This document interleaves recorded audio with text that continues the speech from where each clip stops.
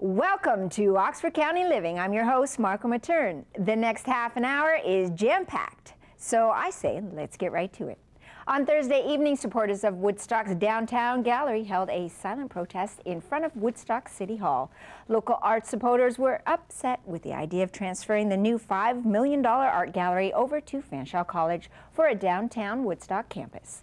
Placard-carrying protesters made their voices heard as councillors entered City Hall for their regular bi-weekly meeting.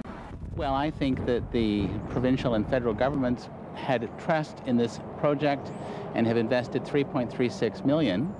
The past City Council also added $100 Invest in Ontario money and purchased the building at some distance ago in order to have a new home for an art gallery. So you don't think he'll be able to transfer it over?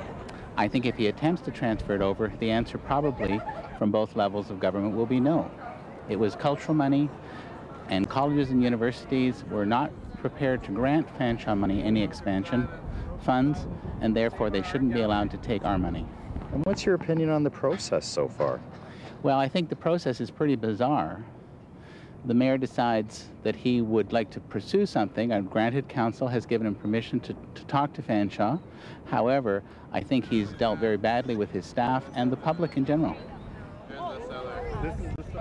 Yes, I did speak to the mayor. I wasn't talking about the latest developments, but I was asking him what he was going to do for all of the people who raised money for this art gallery, the Friends of the Gallery, who raised over $151,000 for an art gallery. And the money has been spent already on our gallery, and if he's going to be giving it away to Fanshawe, is he going to be giving the money back to these people? I mean, it's just completely unethical what he's doing. And how did he respond? He said he would be meeting with them in future. Not really giving us any answers. Welcome to have Fanshawe downtown, and we would love to see a campus down here, but this is not the way to go about it. How do you think the way to go about it is? I think they should get their own building for starters. There's plenty of empty buildings. There was one right across the street.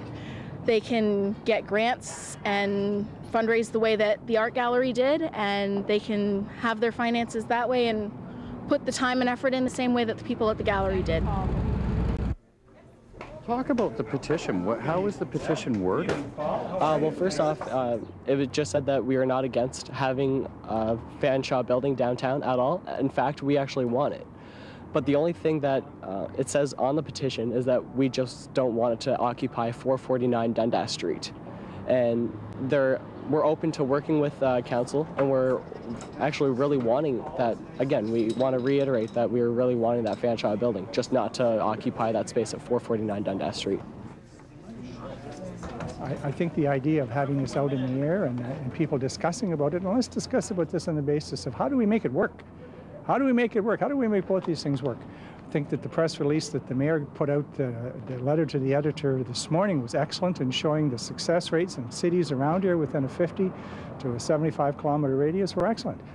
I've lived in communities all over Northern Ontario that struggled with trying to do something with their downtown cores through revitalization with malls and retail and everything else. It didn't work. It just didn't work. I think this is great. I think this is a great stepping stone, a building block to secure a vibrant and interesting downtown for years to come. It's something that we can build on. And I do stress both, not just one or the other, both.